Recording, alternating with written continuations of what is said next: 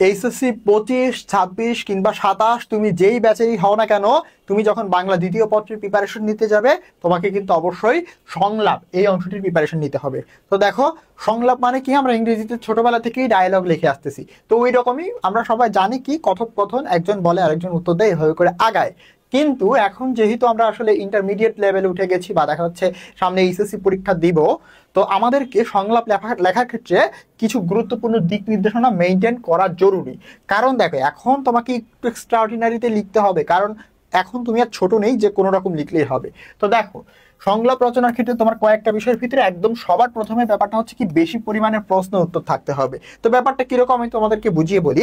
দেখো, মানে অনেক বেশি কোয়েশ্চেন করতে হবে আর উত্তর দিতে হবে। এমন হলো না যে একজন সিম্পলি বলে যাচ্ছে আবার আরেকজন বলেই যাচ্ছে না, বাট বলে যাচ্ছে ঠিক আছে, বাট দেখা যাচ্ছে এন্ড হতে হবে একটা কোয়েশ্চেন দিয়ে, মানে কোয়েশ্চেন মার্ক সম্পর্কিত তোমার একটি বাক্যের যে রচনা সেটা করতে হবে।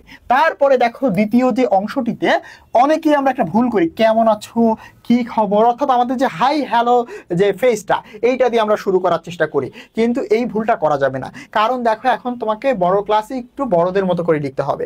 দেখো, সংলাপ কি বিষয়ে আসবে, সংলাপ অবশ্যই কোনো না টপিকের উপরে দিয়ে দেওয়া হবে। তো দেখো, আমরা যেই টপিকে শুরু করি না কেন, সব টপিকেরই আর্টিকেল হয়, সেমিনার হয়, নিউজ থাকে বা নিউজ পেপারে আমরা সেগুলো পড়ি।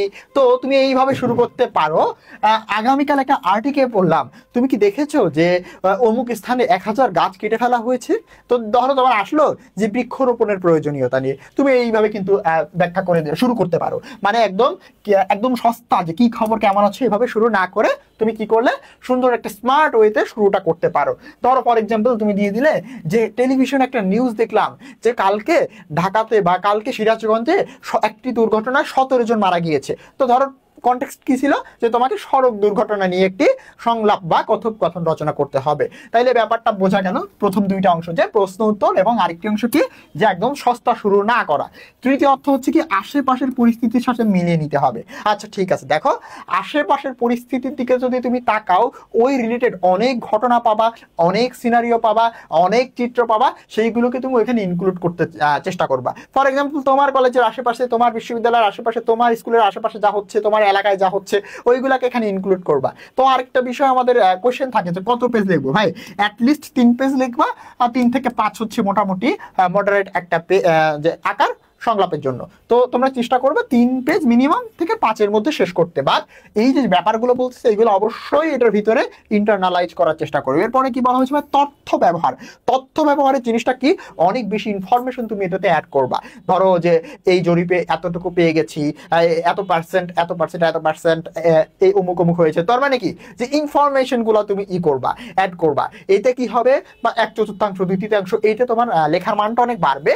এই ইনফরমেশনটা কি ভাই এক্সাক্ট হতে হবে না, তুমি কাছাকাছি তুমি আন্দাজ করে ইনফরমেশন গুলো দিবা, কোনো সমস্যা নাই। কেউ তোমাকে মেলাইতে যাবে না যে ভাই এটা কি এই যে গবেষণা এখান থেকে কি এইটাই পাওয়া গেছে নাকি। তো তুমি এই কাজটা অবশ্যই করবে, ইনফরমেশন। এরপরে আরেকটা বিষয় দেখো, পুনরাবৃত্তি কমাতে হবে। দেখো, আমরা যখন সংলাপ না, প্রত্যেকটা দেখা যাচ্ছে রিটেন যে অংশ থাকে লিখতে যাই, একই কথা বারবার লিখি। সংলাপের ক্ষেত্রে যেমন সত্য, অন্য অন্য যত রিটেন পার্ট আছে সবগুলোর ক্ষেত্রে এক কথা বারবার লেখা অ্যাভয়েড করতে হবে। এখন দেখো, কলেজে যে শিক্ষকেরা তোমাদের খাতা দেখবেন, তারা কিন্তু অনেক দক্ষ, তারা কিন্তু পড়ে নাম্বার দিবেন। সো বুঝতে পারতেছো যে তোমার খাতাটা কিন্তু খুব ভালোভাবে পড়া হবে। তো যখন শিক্ষক দেখবে যে তুমি একই লাইন বারবার রচনা করেছো, তখন কিন্তু দেখা যাচ্ছে শিক্ষকের মনোপুত হবে না ব্যাপারটা। তার মানে কি, পুনরাবৃত্তিটা কমাতে হবে, নতুন নতুন বিষয়ের তোমার হচ্ছে সূচনা করতে হবে, সমস্যা সমাধান সম্পর্কে বলতে হবে। ব্যাপারটা কি, ধরো ম্যাক্সিমাম সংলাপগুলোতেই তোমার প্রবলেম থাকে। তো এইখানে তোমার দেখা যাচ্ছে যেই বিষয় বা যেই কনটেক্সটেই তুমি বলো না কেন, ওই কনটেক্সটে কিছু সমস্যা তো থাকবেই, কিছু ডিসঅ্যাডভান্টেজেস বা কিছু দেখা যাচ্ছে যে তোমার যে সমস্যা বা যেটা অর্জনের জন্য কিছু প্রবলেমস হতে পারে। তো এইগুলার অবশ্যই রচনা করতে হবে, এবং কি করতে হবে, এগুলোর সমাধানগুলো দেওয়ার চেষ্টা করবা, মানে প্রবলেম এন্ড সলভিং এই ব্যাপারটা এখানে ইনক্লুড করবা।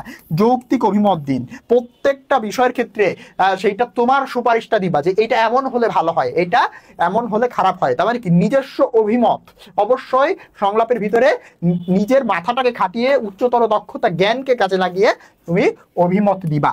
এরপরে আরেকটা বিষয় দেখো, আবেগ শব্দ ব্যবহার করবে। আবেগ শব্দের ব্যাপারটা কি, দেখো, সংলাপ যখন আনবে সেখানে আপস ডাউনস, আবেগ, হাসি, কান্না, দুঃখ সব আনতে হবে। মানে ব্যাপারটা কি দুঃখজনক? বা কি বলছো, এরকম বিস্ময় সূচক আনতে হবে, দুঃখজনক অবস্থান আনতে হবে। তার মানে কি, আবেগের অবশ্যই ব্যবহার করাটা জরুরি। এরপরে কি, রসাত্মক বাক্য কখনো ব্যবহার করতে পারবে, কখনো তুমি কৌতূহল তৈরি করতে পারবে, কখনো শুরুটা কনটেক্সটের শুরুটা অস্পষ্টতা দিয়ে শুরু করতে পারো। তার মানে কি, এখানে অবশ্যই কখনোই ফর্মাল হওয়া যাবে না, তোমাকে রসাত্মক কিছু ব্যবহার করা যেতে পারবে না। একদম জেনারেল যে কথনগুলো আমাদের বাস্তব জীবনে যেমন হয় ওই রকম করার চেষ্টা করবে, যে একদম দেখা যাচ্ছে কখনো হাসি রসাত্মক ব্যাপার আনবে, কখনো দেখা যাচ্ছে কৌতূহল তৈরি করবে, অপর পক্ষকে জানার জন্য কৌতূহল টাইপের কোশ্চেন তৈরি করার চেষ্টা করবা। একদম কখনো একটা অস্পষ্টতা বা অ্যাম্বিজিউয়াস একটা অবস্থা দিয়ে তুমি শুরু করতে পারো। হ্যাঁ, তো আস্তে আস্তে বিষয়টাকে স্পষ্ট ক্লিয়ার করে দিবা। এইভাবে করে আসলে একটা সংলাপ লিখতে হবে। পেজ হবে কত ভাইয়া, 3 থেকে 5 পেজের মধ্যে। তাহলে আশা করি এই বিষয়গুলো যদি তুমি মেনটেন করতে পারো তাহলে অবশ্যই তুমি ভালো একটা নাম্বার ক্যারি করতে পারবা। তারপরে দেখো, আমাদের যারা 26 এবং 27 ব্যাচ আছে উভয়ের জন্যই কিন্তু চলে এসছে ইবিআই 3.0। এখানে ভুল ক্রমে 2.0 লেখা হয়েছে, বাট তোমাদের এই কোর্সটা মূলত ইবিআই 3.0, যেটা হচ্ছে ইংরেজি, বাংলা এবং আইসিটি এই 3টি বিষয়ের পূর্ণাঙ্গ 500 নাম্বারের জন্য একদম বেসিক টু অ্যাডভান্সড কোর্স, যেখানে তোমাকে সবকিছু ডিটেইলি পড়ানো হবে। শুধুমাত্র এই কোর্সে ভর্তি হলে যে তোমরা আমাদের লাইভ ক্লাসগুলো পাবে তা না, এরই সাথে তোমরা পেয়ে যাচ্ছ যাদের স্বপ্ন অনেক বড়, অর্থাৎ ঢাকা বিশ্ববিদ্যালয়ে ভর্তি পরীক্ষার জন্য যে রিটেন ব্যাচ, সেখানে কিন্তু তোমরা ফ্রি অ্যাক্সেস পেয়ে যাচ্ছ। তার পাশাপাশি আমাদের যে ইবিআই 2.0 যে কোর্স, সেই কোর্সে একদম ফ্রি অ্যাক্সেস পেয়ে যাচ্ছ। তার পাশাপাশি আরও তুমি শুধুমাত্র যে লাইভ ক্লাস তাই না, 50টি আর্কাইভ ক্লাস বা রেকর্ডেড ক্লাস একদম সাজিয়ে দেওয়া আছে, সেই ক্লাসগুলো কিন্তু তোমরা পেয়ে যাবে।